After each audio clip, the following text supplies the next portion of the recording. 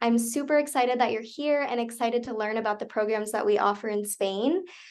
Before I dive in, I just want to give a quick shout out to our Get Started step. So that is the QR code. You'll see two options. You can either do our online at your own pace Canvas course, or you can attend one of our in-person or online Zoom sessions for Get Started. Either way, if you haven't attended a session yet or done the course, absolutely do that. It gives you sort of the basic information that you need to feel comfortable starting to explore study abroad programs. So it's really helpful for you. And then it's also helpful for us because we know what info you have and haven't received from us yet. So definitely check that out. And as I mentioned, I'm going to send these slides out. There's some hyperlinks in here as well that will be helpful to refer back to throughout the presentation. So I'll send this out within a week of today. Okay, so diving right in, first things first, let me just close this chat really quick. Okay. So you can absolutely satisfy degree requirements while abroad, across programs. You'll just have to discuss the course plan with your academic advisors, and then there is a petition process to do that. Every step of the way, we're here to help you, but I just wanted to address that question at the beginning that it is possible to do that. Next, it's important to plan ahead and be flexible. All programs across the program types will offer different courses. So you want to make sure you're looking at the academics if that's important to you. Also, as we'll find throughout this presentation, some Spain programs can have limited courses taught in English. So that's something to keep in mind in terms of being flexible. And then for financial aid, you can use financial aid to study abroad. The types and amounts can vary, but we have an in-house financial aid advisor to support you. And I'm going to touch on that a little bit more as well. Okay. So there are three major program types that offer programs in Spain. So those are Global Seminars, UCEAP, and Global Exchange. And I'm going to go into sort of what each of those are throughout the presentation. But this could be a helpful sheet for you to refer back to in the future, just some comparisons between the three. So for Global Seminars and UCEAP, these will automatically count as UC credit, meaning all the courses that you take and the grades will automatically be posted on your UC transcript, and those grades will be calculated into your UC GPA. In terms of Global Exchange, this counts as transfer credit.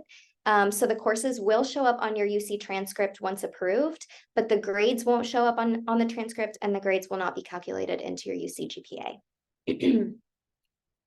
For the application process, it does vary by program as well. So for Global Seminars, it's a rolling admission. The application opens November 1, and then it closes March 1 or until the program reaches capacity. And these usually have about a 15 minimum student capacity, and then up to 28, sometimes a little bit less depending on the program. So if you really are interested in one of these global seminars, then I recommend applying sooner rather than later so that you can reserve your spot in the program. And to apply, you'll just do one application in Tritons Abroad, and then I've included a how to apply to global seminars link there. And for UCEAP, these are also rolling admission, and also the application opens November 1, and the deadline varies by program. And I linked to a list of all of the programs and their various deadlines. Also, and as you'll find out with UCEAP, everything kind of varies by program a little bit, so the capacity is included in that. So for the most part, programs don't have a maximum capacity. So as long as you apply by the deadline and you meet the eligibility, you should be okay. But if you see it noted as limited capacity, either in my presentation or noted in that deadlines link there, because it's limited capacity, then if you really want to go to that one, you may want to apply early, closer to November 1. For UCEAP, there are two applications. So you apply to Tritons Abroad, and that application is actually open now. And then you'll also apply directly to UCEAP through their website. That's the one that opens November 1. And then I also have a link there. And then for Global Exchange, for spring programs, usually the deadline is around October 1. And then for fall programs, it's around March 1. But it can vary, and I linked to the deadlines. The capacity for global exchange is usually less than other programs. So maybe a handful of students go through global exchange, but I don't want that to scare you. If there's a program that seems like a really great fit for you with global exchange, come and talk to us and we can let you know what it looks like in terms of capacity and how to apply and support you with that. And then for that one, it's only one application through Tritons Abroad. So that was a lot of info up front. I will send that out so you can take a look. And also I'm always here to help answer any questions to parse through the differences. Okay, for financial aid, and again, I'm only speaking to the 3 program types. So Global Seminars, UCEAP, and Global Exchange that go to Spain.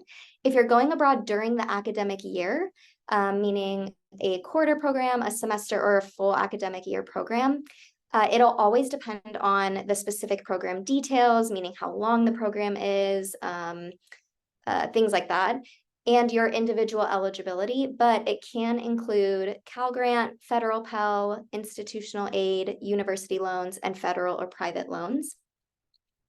And then if you're going abroad during the summer term, again, it can vary by the program and your eligibility, but it can include summer Pell Grant, unused loans from the prior academic year, and then UCSD grant.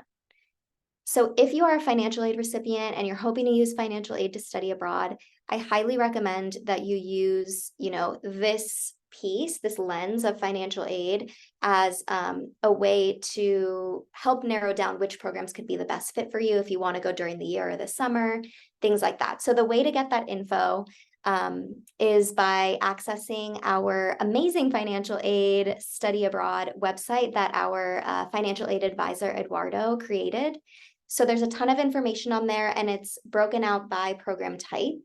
And you can see, what type of financial aid is eligible for that program. And then there's also an FAQ page that's super helpful by program.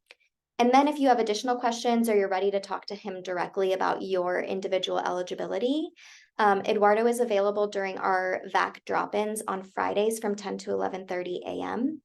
And then you can also email him at fao-eap@ucsd.edu.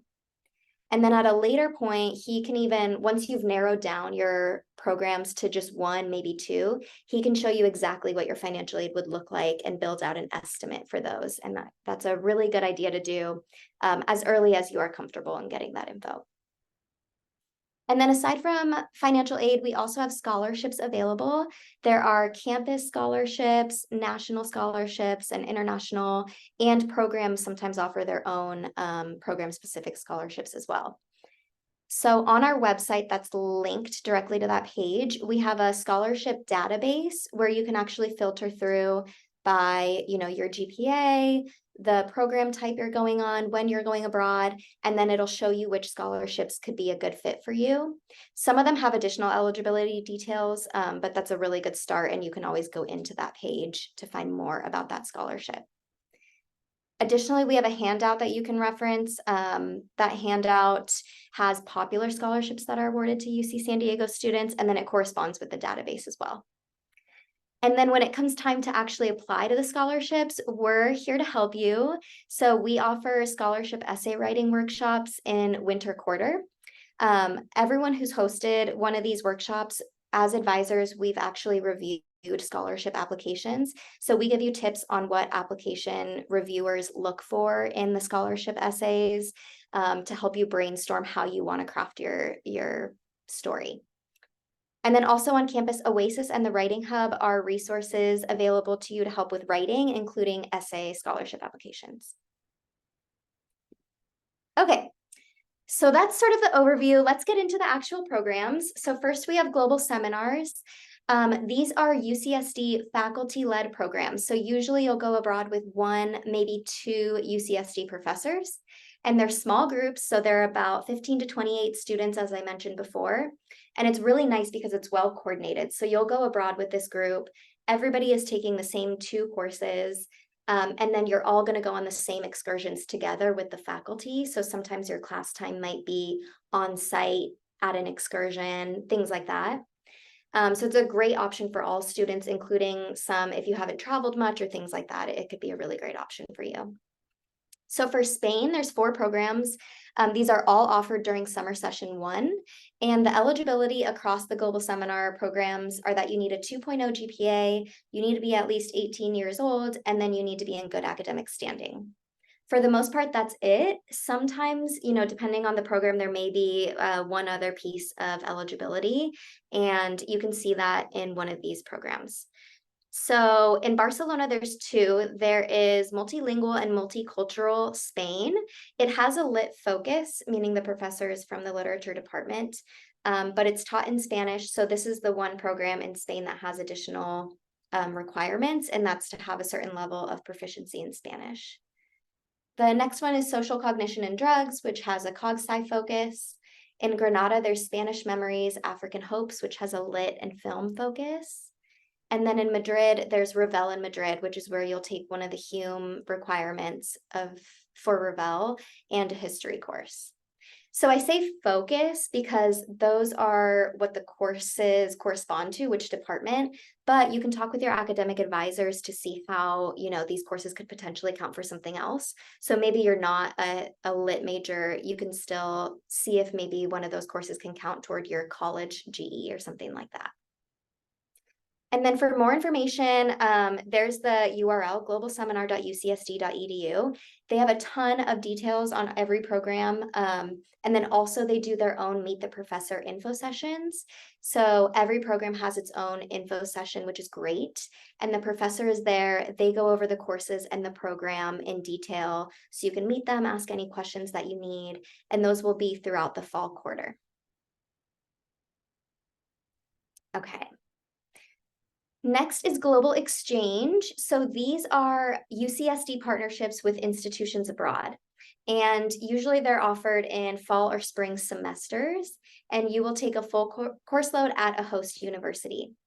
There's always going to be a wide selection of courses taught in English through these. That's one of the requirements of establishing a partnership with that host institution. It's really supportive in that you will have a lot of administrative support. Here on campus, there's a global exchange coordinator that will help you through the process of applying and actually going abroad. And then there's a coordinator on the host institution side that will help you get settled and help you with anything you need. But the only thing to note here is that there's a smaller cohort of students. You may be going abroad with a handful of other UCSD students. So as long as you're okay with that, it's a little bit more independent in that way. So that's something to keep in mind. And then the eligibility and capacity varies by program. So for this program, there's only one that's in Spain, and it is in Pamplona at the Universidad Pública de Navarra, and it's offered in fall semester and spring semester. And it's located in Basque Country, which is easy travel to the northern coast, to Madrid, to Bilbao, and to France. And the eligibility for this program is that you need to be a 3rd or 4th year undergrad student and an engineering major. So this program is amazing for engineering students because you'll be able to study at a top institution abroad that focuses on sustainability, advanced science, and technology. And I think one of the best parts about it is that a designated UCSD professor will actually help you go through the courses that are offered and select courses for degree credit. So you're working with a professor doing that, which is really nice. With UCEAP, as you'll see, the process is a little bit different. There's a little bit more independent course review that you would be doing for that. And especially for engineering students, it can be hard to go abroad during the academic year because you have sequenced courses. So if you miss a quarter in the year, sometimes that means you have to wait until that same quarter the next year to get back on track with that.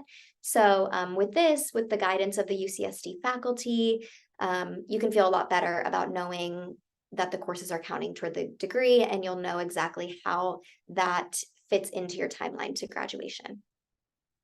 So there is a max capacity in this program, but we actually haven't reached the max historically. So if you're interested in this, definitely don't pass it up thinking that it's reached capacity. Come and talk to us, and we'd be happy to explore this option with you. Okay, so next we're going to go into UCEAP, or University of California Education Abroad programs. These are the UC system-wide study abroad programs. You may have heard of these ones. There are hundreds of options. I think maybe 165 options around there for this year. And because there's so many, the idea behind it is that there are all different types of programs. So you can really find what you're looking for in terms of where you want to go, what type of experience you're looking for, whether that be with other UC students only, or maybe enrolling at a host institution, focused on a certain major or not, things like that. The eligibility also varies by program. And then, as I mentioned previously, most don't have a maximum capacity, which is nice. 2 of them in Spain do, and I'll point those out. So in total for Spain, there's 9 programs. 3 of them are offered during the academic year, and there are 6 summer programs. And all of them are either in Barcelona or Madrid.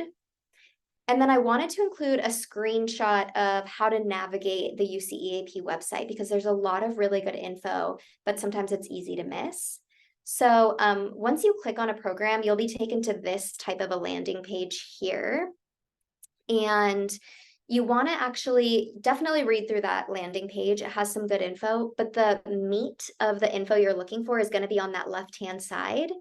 Always check the dates and eligibility. You'll see the program at a glance here with some, minimum GPA and class level, but some programs have additional eligibility requirements like majoring in a certain field or just completing some certain prereqs and things like that. And you'll find that in the dates and eligibility tab. And then moving further down, academics, super important if you're looking for courses to satisfy degree requirements. As I mentioned, all programs offer different courses, so that's where you'll find the course info. Housing info is there as well. If there are internships offered through that program, there will be a tab there, and then the cost. And if you have questions navigating the site or you aren't looking for anything, again, I'm always here to help you find that info. Okay.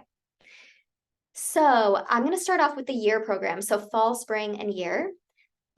These are best for the independent student or traveler because you're actually going to be enrolling directly at the host institution. And those 3 institutions are the University of Barcelona, Carlos III Madrid, and Complutense Madrid. In terms of eligibility, you need to be at least a sophomore with unit level sophomore, a 2.75 GPA, and there's no max capacity for these, which is great. So in terms of Spanish language study, these are optional, so you don't have to do it, but it's a great opportunity, especially if you're living in Spain. It's super helpful to be practicing Spanish and get some of the basics. Or maybe you already speak some of it. The amount that you'll learn when you're actually abroad in that host country while taking classes, learning the language, you'll learn at an exponential rate. So it's always a good idea if you're on the fence about taking a language course abroad, that you may want to consider that. And for housing, you'll arrange your own housing. UCEAP will give you guidance on this, but at the end, you'll find and coordinate your own housing.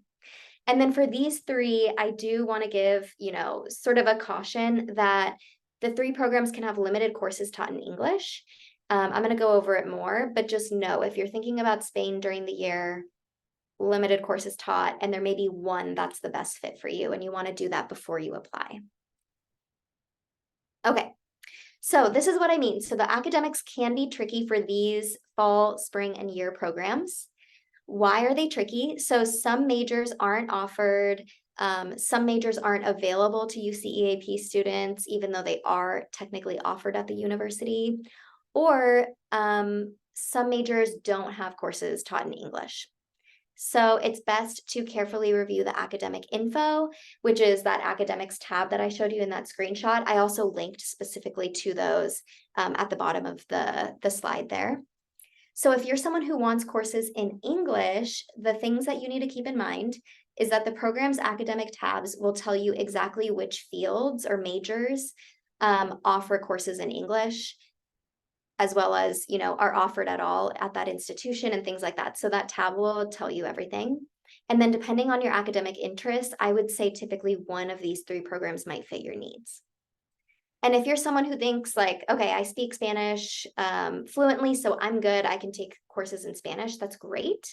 Just so you know, you will need to pass the host university's language placement exam at their determined level. So some of them might need an intermediate level and some of them may need advanced. It just varies. And then you'll find that info on the website. Also note that the test includes writing and grammar. So some people are fluent, they speak it in the home, but in the past, students have actually not passed at the level they needed because of that writing and grammar piece, and they haven't actually taken like a Spanish language course for that. And then in those situations, they ended up needing to take courses in English, which again, there may be limited courses in English. So they may have known that they wanted to take these 4 classes, and then at the last minute after they've arrived, they had to pick courses in English. So just keep those things in mind. And then the last thing about that is that you always want to check that the courses are taught in Spanish. So you'll see that in the course catalog. Also, if you want to take courses in English, you'll see which language it is taught in. And the reason why I call it out under the Spanish piece is that the University of Barcelona also teaches courses in Catalan. So, if you're planning on taking courses in Spanish, make sure that you don't accidentally enroll in those. Okay. So those are the programs during the year. Next, we're going to move on to summer UCEAP Spain programs. I'm going to start off with Barcelona. So there are 3 programs offered in Barcelona. The first is Beyond Barcelona. You would not be taking Spanish language courses in this program, but you can take various subjects, and all of the courses are taught in English.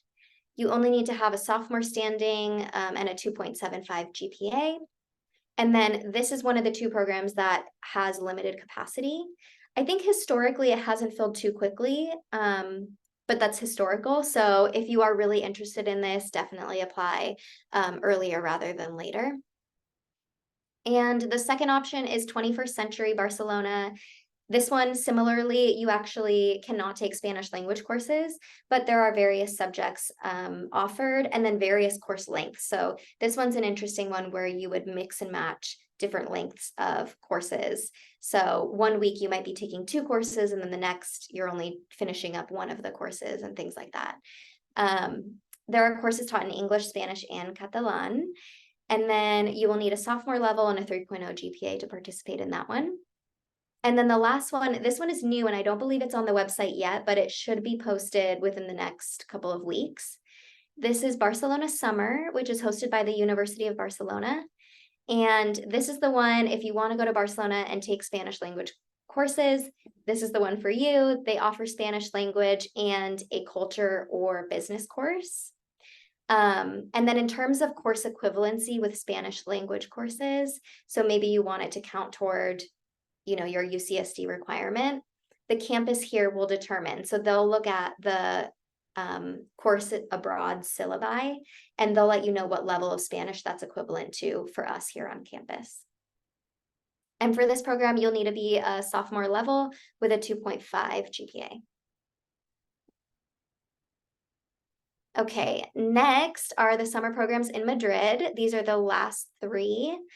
So the first is Spanish in Madrid. So this one, you can take Spanish language and a culture class in Madrid. You will actually take a test and you'll figure out which level you'll take of Spanish. And again, similarly to the Spanish language in Barcelona, our campus will look at the syllabi for you and let you know what level of our Spanish it's equivalent to. And you need to be at least a sophomore with a 2.0 GPA. And this one, and potentially the same with the new Barcelona program as well, there's no minimum Spanish proficiency you need to have, but there is usually a maximum so that, it's because it's Spanish language. If you're too proficient, then the courses may be too easy. So that's why there's that requirement there. And the next program is Python and Data Science. This is for students to learn the basics of Python and data science with 2 courses. No Spanish language courses are offered. These courses are taught in English. You need to be at least a sophomore with a 2.5 GPA. And then lastly is our other new Spain program, Engineering and Research. And this is at Carlos III. And there's a mandatory research internship component. Depending on your language proficiency, you would either be doing that in English or Spanish. And this goes into, there's a series of engineering and research programs offered through UCEAP in various countries. So we added one in Spain, and you can see if you're interested in engineering and research, you can see all of the options that are offered around the world through UCEAP. So for that one, you need to be a sophomore with a 2.75 GPA. There may be additional requirements once the website is updated that you can take a look at. And this is the other option, the second of the two that has a limited capacity. Since this one is a new program, we really don't know how quickly it'll fill up. So if you're interested in it, definitely apply early, and you can always talk with me about it, and I can let you know how it's looking. Okay. I wanted to give a quick shout out to the other options available. So these are other UC campuses that offer study abroad programs, as well as independent programs, or what we call OAP, or opportunities abroad programs. So if you're thinking about, any of these, you would work directly with the independent program to participate. And then you would work with our office, hopefully as early as possible, to actually receive academic credit and receive financial aid. So the pros of these is that there's more options out there, right? Which means that there's a variety of programs offered, and a variety of price points, which is great. But the con is that it's a lengthy process to know if you'll receive credit and financial aid. So if either of those two pieces are important to you, it's just a lengthy process. So you should definitely work on this well in advance of the program's deadline. So what do I mean by lengthy process? So there are additional forms required in the Tritons Abroad application that you'll need to complete. And with those forms, you'll need to get multiple departments to review them and sign off on them before you can submit your application. And this is how the credit and financial aid are determined, and it can take months to complete that. So that's the gist of that. In terms of OAP, really quickly, I'm going to look at this. They have to be approved for transfer credit and financial aid. The call out that I wanted to point out is that for OAP, you can't apply UC-based aid or institutional aid. So even if you get approved for aid, that would only be federal or state aid that can be applied. All right, so to wrap up for next steps and kind of the general timeline of what you would want to do, the first thing you may want to do is talk with your academic advisors to let them know that you want to study abroad. This will really help you narrow the scope of what type of courses you might be looking for, because they can help you identify your remaining degree requirements. They will also share with you any restrictions for getting credit. So for example, I know comm majors, they can only apply 2 courses to count toward their major. So things like that can help, it would be helpful to know that information ahead of time. And then they can also help you with the graduation timing, how study abroad can fit into that timeline. And then once you have that narrowed scope, then you can go ahead and explore programs, explore the eligibility and dates to see what's good to you. Definitely explore the academics and the courses that are offered. Take a look at the costs and the financial aid that's available, and then maybe the overall experience. If you're looking for something like a smaller group abroad, if you want to go and be an independent student and traveler, things like that. And then if you have any questions at any point, you can always talk to us. And then also schedule an appointment to talk with Eduardo, our financial aid advisor, because he will, as I mentioned previously, be able to get you that estimate for your program to give you a much better idea of what your financial aid would look like. And then when you are ready, you can go ahead and apply. Use the deadline links that I had in the previous slide to double check when the deadline is. And then also in there, I included the how to apply links. So that is that. We're available in the VAC, and I'm available in the VAC. You can message us anytime. It'll always get routed to the right advisor if you just say what country or what program you're interested in.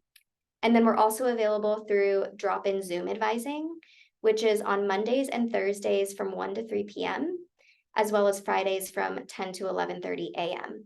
And that Friday 10 to 11:30 a.m. slot is when the financial aid advisor, Eduardo, is also online to answer questions. So that